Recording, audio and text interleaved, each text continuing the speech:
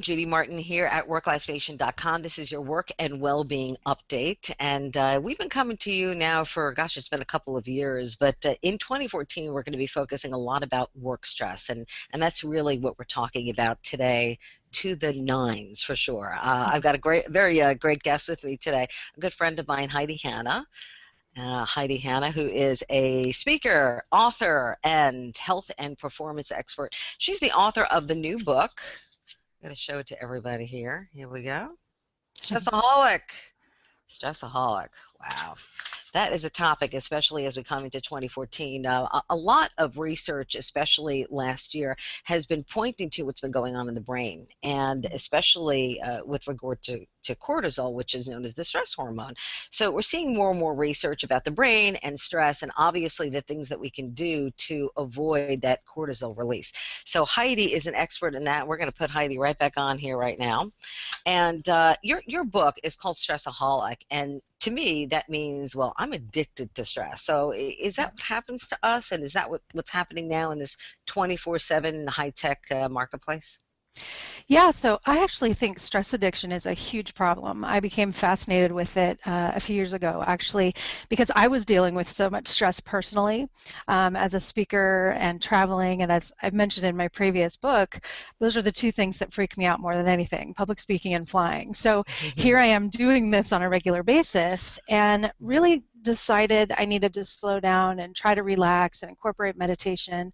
So I went on this relaxation vacation experiment. I called it a recharge experiment, and it was the most difficult thing I've ever done. I remember going to a spa and taking my journal with me, and the first words on the page were, "This sucks." Like, this is the hardest thing I've ever done. Now, I can do a marathon and I can write a book, right? But stopping was excruciating. So I started really thinking about this. What is going on? It feels like detox. It feels like I'm missing this connection or this stimulation. And so I started looking at the research, and it turns out there's some really good stuff out there. In fact, written by the American Institute of Stress on stress addiction and what's happening in the brain and how we really crave new novel information, and we want to know what's going on all of the time. Well, now that we have access to unlimited information, there's always more we could be doing, we could be learning, we could be exploring, and so it's really difficult for us to calm down, even knowing that meditation is one of the most beneficial things to the brain. So as a trainer, I kept telling people, you know, the best thing you could do is actually slow down, but it's the last thing that anyone actually wants to do. So I always tell people a quick test to find out if you're a stress addict is to just try to do nothing for about a minute and see how that feels. And most people start to twitch just thinking about it. You know, sometimes when I'm working with some of my students in yoga or in meditation, and I just say, okay, follow the breath and raise your hand when your attention is drawn away, and it's like, whoop, right away. No one can really, you can't even count to 10 sometimes. It takes such you know, unimaginable focus. So in your book, and that brings up a good point. That brings up a good point. I think it's really important for people to understand is you're not going to stop thinking. So, you know, a lot of people get frustrated trying to meditate, thinking that their brain is supposed to just be still, and that's impossible. The only time that happens is when you die. So be glad. Unless you're completely enlightened being, then you know, you're here on planet, and you have to find ways to deal with the stress. You talk about a bunch of reasons why this becomes an addiction for us, and is it more the external stressors in society, what's been going on as we evolve as a culture, or is it internal? What are your thoughts on that? So I think that everything ultimately comes down to energy management. So looking at physical, emotional, mental, spiritual, and social. And so if you look at those elements, I think there's really three main reasons we become addicted to stress. And the first one, really important, is stimulation. So we get energized by stress. That's why a lot of us wait till the last minute. I'm sure you don't, Judy, but a lot of us other people wait till the last minute to get things done because it's energizing. So we get adrenaline, and as you mentioned, cortisol, and these hormones that help us to get energy when we're feeling depleted. The problem is chronically that is inflammatory to our system, and it will literally destroy brain cells and connections in the brain. There's something called the amygdala hijack that happens when we get that fight or flight where we can't think logically and creatively. So that stimulation seems good for the short term, but it's dangerous for the long term. So that's the first thing. The second thing is distraction. So I have found in trying to quiet down and do meditation that a lot of feelings come up that maybe I don't want to deal with. So I'd rather go back to work. I'd rather start stressing about things than really deal with maybe some feelings that are under the surface of maybe loneliness or not being good enough or whatever those challenges are. We just go right back. So like any other drug, we get stimulation, we get distraction. And I think the most dangerous when it comes to this one is we get validation. So the busier we are, the more stressed we are, the more important we are in our society. So and in our brains too. Our brain says, I'm needed. So I remember not that long ago checking email at a stoplight, which I never do anymore, but this was a couple years ago. And I just thought, I'll just look down real quick, and I had nothing. And I started to cry. I'm like, what's wrong with me? I should be thrilled that I have nothing, but yet my validation came from being needed. And so what happens is when we start to slow down and clear away some of the noise, we might not feel needed as much. We might not feel as busy. We might not feel important. But the reality is we can be so much more effective if we target our energy to these shorter focus periods of time. So we don't want to eliminate stress. We just want to bring our best energy to those times so that we can meet stress and be resilient to it. So ultimately, everything is about oscillation. Is I'm going to deal with the stress. I'm going to be fully engaged. I'm going to have great energy. But the key is we have to oscillate. We can't stay up all the time. We can't flatline our way through the day. We have to create these ups and downs, and that's why really, to me, Stressaholic, the book, is about how do we train ourselves to be more comfortable in the periods of rest so that we can recharge our energy and then go back into the stress, meet it head on, and be extraordinary. Yeah, I love what you just said about being extraordinary and meeting the stress head on. But in the oscillation, or what I would say the ebb and flow of that, and working with it within those cycles, I'd love you to speak to what people are talking about now about this dopamine hit. That when we get that email, when we get that text, that desire, that hit in our brain that says we are special, we are important, we're getting that email. How do we regulate that? Because that seems to be something a lot of people are talking a lot more about. Yeah, I love that. So here's a really simple analogy that I like to use, is that stress and stimulation is a little bit like having ice cream. So we get something that ultimately we need energy, we need food, but we're getting it maybe not the right quality, maybe not the right quantity, and we're getting it all the time. So as a child, I wanted to eat ice cream for dinner, and I didn't know why that was a problem. My parents had to set some boundaries, right? Okay, you can have some ice cream, but first you have to have these other nutrients that are important to you. Well, the constant stress and the constant stimulation, and technology is a big one, those are all positive things that open up the world to us, but we can't have them all the time without boundaries. So the same thing, we get this hit of dopamine in the brain that says this is good because we're getting stimulation, we're getting validation. Our reward system wants us to stay informed and stay basically 10 steps ahead. So it says, yeah, this is good. Stay on top of the game, because if you are 10 steps ahead of everybody else, you win. The problem is you can't constantly be doing that. You have to come back and build the resilience and have that, structure to be able to, it's like a rubber band that's been used too many times. It loses that bounce back ability. So what I think is important is that we, again, set those boundaries. We recognize, have an awareness that, yes, I crave this, and yes, I want more of this, but I have to set some boundaries and some limits for myself to get the nutrients that I need, and rest and relaxation and essential nutrients from our food and positive thinking and exercise, all of those common sense things that aren't common practice, those are essentially what we need so that we can have some of the ice cream. We can have some stress, we can have some stimulation, but have everything be in that homeostatic balance. Yeah, we are human after all. So there is that going back and forth between the stimulation and also the relaxation. I mean, everything that you just spoke about too really seems like the essence of your five-step formula. So maybe we Hmm. can talk a little bit about that, and you can focus on some tools that people can walk away from after watching today. Yeah, I would love to. So the big thing that we've already been talking about is the first step, and to me it's the most important. You have to keep coming back to it, and that is rest. Mm-hmm. So we need rest, and that doesn't just mean sleep, although that's a great place to start, getting at least 8 or 9 hours of sleep, but building in rest periods throughout the day so that you can start to get that oscillation.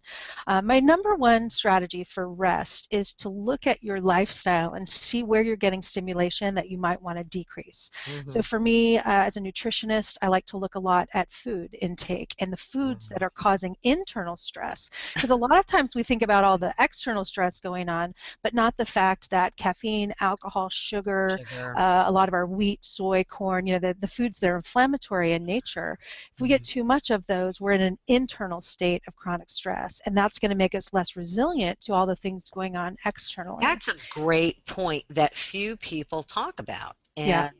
And sometimes when I work with people, again, I'm mostly within the yoga, the breathing, the mindset, but we'll have sit down and maybe have lunch together if we're doing a full day intensive, and I see what they're eating and I see what I'm eating. I'm Mm. thinking there's something wrong here. Yeah. I never thought though about this idea of internal stress. Could you talk a little bit more about that? Gosh, I would love to. It's such a big part of my focus right now is helping people identify hidden stressors in their system. So we focus so much on what's going on externally, but ultimately we can be more resilient. If our system is more resilient, we can take on the stress that's outside. But if our system is under chronic inflammation, or if we have food sensitivities or environmental toxins, if we're not getting enough sleep, if we're not moving regularly, or if we're exercising too much. It's anytime our system is out of balance, then we become less resilient to everything. And more people now are struggling with chronic fatigue, adrenal dysfunction, burnout. And so what happens is the only way that they can feel energized is to push the limit. So now they become addicted to exercise. They're pushing themselves too hard And because coffee that's the and espresso. exactly, all Yeah. these external stimulants. So Mhm. ultimately, it is a little bit like going through detox, where you have to Mhm. look at yourself and check under the hood and do some systemic testing. So that's one of the things I've started to do is look at cortisol patterns, food Mhm. sensitivities, how your system is digesting, how your oxidation process is working, metabolic processes, so that you can get as strong as possible and resilient as possible as a system. Mhm. Oops. It's how we build our resilience to that stress. So that's a big focus. Yeah, I'm sorry. I know I caught you off guard there, and I sort of went off the Yeah. tangent of the five No, it's principles, but great. I think that that's something that people really want to hear about, and that a lot of Yeah. that is brand new information to me, and I'm sure it is to a lot of Yeah. people who are watching. So going back to the five principles, You bet. maybe we'll just get through them real quick, Absolutely. and then focus on one or two Perfect. to give people some more information. So number one, rest, and Rest. And that's big okay fan that of we that. spent more time because ultimately Uh-huh. we have to go back to rest. If you Yeah. find yourself struggling with the other steps, go back to rest. It means your system's out of balance. So we want to get that, Okay. homeostatic balance first. So that's okay. So the other ones we'll move through quickly. Repair is about, building the essential nutrients that we need. So in rest, we're eliminating things that are stressful. Mhm. In repair, we're adding things that are nourishing. So the right foods, the right supplementation, Mhm. positive thinking is a big one. Writing down gratitude lists in the morning builds, more of those positive endorphins in the brain. That's nourishment. That's repairing some of the damage that we've done in the past. Psychological and physical. I mean, we're going right the gambit Absolutely. here. Okay. Yep. And in the book, everything looks at how it impacts the mind and how it impacts the body in both of those Mm. strategies. So the third one is to rebuild, and this is where we actually look for a little bit of stress at a time, and then we get recovery. So we're really using that idea of oscillation through things like interval training, strength training in the gym. Mhm. How do we build a body that's stronger and a mind that's stronger through focused periods of what I call mind-sight meditation, which is really practicing meditation specific to some sort of outcome like focus or creativity. The last two are really how you reprogram your lifestyle. So we talked rest, repair, rebuild. The last two are rethink, which is changing the way we see stress as a challenge instead of a threat. And the last one is to reprogram or redesign our rituals. So how do we build in the simple things in our day that are going to allow us, and it is built like a pyramid, as much as I hate pyramids because they're overdone, but it looks like a collapsible pyramid, and it's intentional because as you build that, if you, this is one of my favorite things, I think is super, super important for those of you who are into positive psychology. It's great to think positively, but if you're not getting rest, if your chemical system is out of balance, your brain is not going to work appropriately, right? So all the positive sayings in the world, all of the gratitude lists and blessing journals, there's times you sit down and think, I got nothing. You know, so we have to start at the systemic point of getting rid of some of that stress, rebuilding our system, and then the brain has the brain chemistry it needs to use positive thinking and create rituals that are going to sustain that over time. Rituals to me are number one because it has to do with self-care, and when you have the self-discipline, you move into self-care, then you become self-confident as well in moving forward. When you speak about the cycles, I've been doing some research on ultradian cycle, which I guess there's so many, or healing response, there's so many different names for it. But when you talk about this interval training, I mean, you really focus, you're talking a lot about performance athletes, and there's a lot of research that we can learn from them in the way they do things. What's a takeaway for us normal people, or at least me, I'm a normal person, when it comes to the way these athletes are able to focus their mind, rest when they need to, eat what they need to, and then stay within that that cycle, which some scientists say is, look, you can go full throttle for an hour and a half. I mean, personally, I think it's more like 2 hours, and then I take a rest, like a real 20-minute rest. What's your opinion about that as a stress expert? Yeah.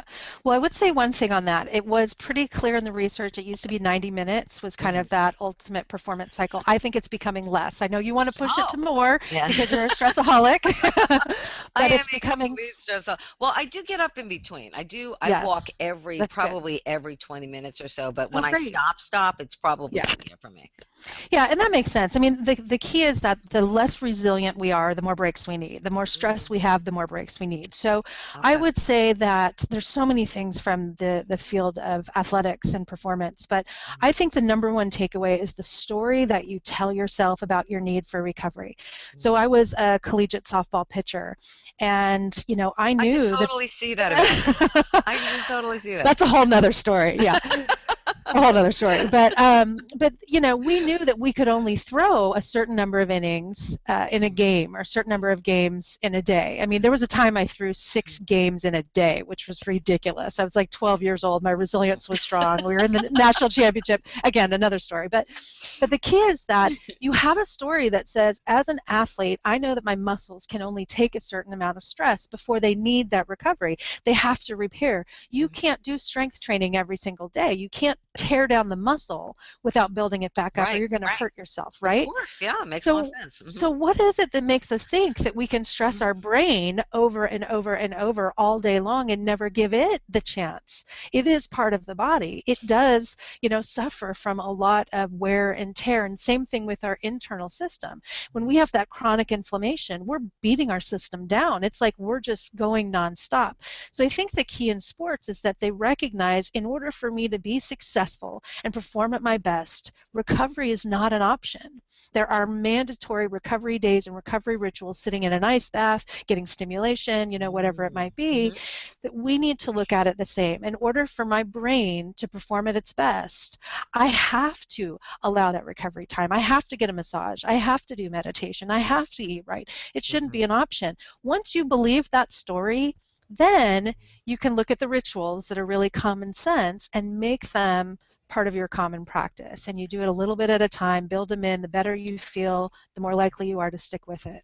I loved what you said before, that things seem like they're common sense, but until they become common practice, we're not doing anyone any good, really, including ourselves. I'll tell you one last little mini story. A couple of years ago, after I wrote my first book, I was getting ready to give a presentation, and the person introducing me, of course, gave my bio, and I always sit back and think, wow, that sounds really good. I'm doing pretty good, feeling good about myself.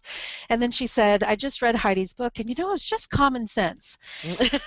And I felt like someone stabbed me in the heart. I had all this self-talk of like, oh, it's just common sense. Anyone could have written that. You're not good enough. You shouldn't be doing this. And so I got up on stage and I said, you know, after years of research and working on this book, everyone wants to hear it's just common sense, and everyone kind of laughed. And I said, you know what, though, I found in my 10 years of doing this, common sense is not common practice. And so you can say as much as you want, this stuff is just common sense, everybody knows it, but hardly anyone's doing it. We have to get the common sense and align it with a story that says this is important to me and here's why, and then a little bit at a time we can start to retrain the way that the brain operates so that it pulls us in that direction instead of us getting up and trying to drag ourselves through the process. When you're talking about this retraining and the rewiring of the brain, we're talking about ritual. And it's not this esoteric thing anymore. It's really, what are you going to do? What habits can you change or work on or modify on a day-to-day basis that you can build up, this set of resilience tools, resiliency within your body, your brain, your mind, your spirit, everything. And I think that we don't pay enough attention on a day-to-day basis. In your book, if someone were to pick up your book and they said, look, I'm a complete stressaholic, what are the first 3 things that they could do? What are the first 3 places they could go in your book to get maybe a little bit, a little piece of wisdom? Wow. Okay. So one thing I will say is that in the steps that I go through at the end of each chapter, there's what I call a stepping stone. And that is an idea and a particular meditation that you can listen to or walk yourself through to start training some of these ideas. So there's one based on rest and one based on repair. I also have them at my website, which I know is on here, synergyprograms.com. If you go to the Stressaholic page at the bottom, there are some audio clips. There's nothing fancy. They're literally me, just my voice walking you through this process so that you can hear it and you can start to practice it, and just like 90 seconds at a time start to actually incorporate those stepping stones. So I think that's probably a good place to start. Great. And to do something, like you said, every single day. When you wake up in the morning, think about, how do I get my brain into a state where it's going to support me in doing what I want to do? And I'll be writing a lot more about what I call my bop, my brain bop, where I bop myself in the head in the morning to optimize how my brain works. But it's basically move my body, move my body a little bit, think a little bit more positively, and then focus on who I want to be before I figure out what I want to do with my day. So get your brain to be in the right state before you start taking on everything that you're going to take on. Because again, the stress is going to be there. Ultimately, it's about how we build our resilience to be able to handle the stress in a way that's healthy, happy, and then we grow from the stress of our life instead of breaking down. That's important. It becomes the framework for personal growth, really, to move forward, and not only to just become resilient, but to use that and that strength and that energy to kind of catapult us creatively, I think, absolutely, to the next level. I know that, when I woke up this morning, I woke up and I went, oh, Heidi, I'm going to interview Heidi today. That was the first thing. And then I went I hope right it was a good thing. No, it was a good thought. You sound like you're terrified. Well, it's just I knew that would begin the day of a long process. So immediately I stop, I do my breathwork exercises, I do a little stretching, and then move forward from there. But there are days when you wake up and you run out the door, and I think the other thing that we can do is give ourselves permission to fall off the wagon on occasion. Absolutely. And, that's when I go to chocolate chip ice cream personally, but what are you going to do? So. And that's okay, right? Because as long as that's not what you're having all day or every day. Exactly. Because if you build up your system, you can have that ice cream, you can enjoy it, you don't become addicted to it because you're getting everything else that you need. Yeah, it's all moderation, it's all that common sense stuff we've been hearing all for that years. Common sense stuff and the stuff that we don't do, quite frankly. I know, it's just every day is a new beginning. So once again, thank you to Heidi Hanna, author, speaker, health and performance expert. She is the author of Stressaholic.